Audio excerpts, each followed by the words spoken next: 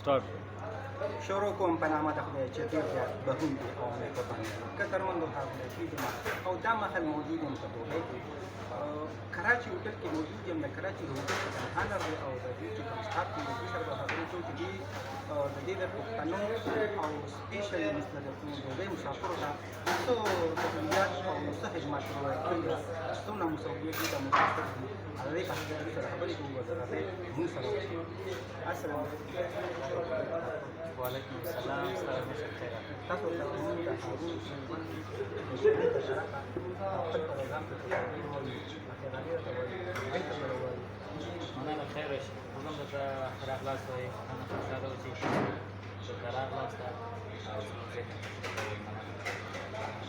تاسو سره زموږ د نوي پروګرام ته دې موجوده دی چې تاسو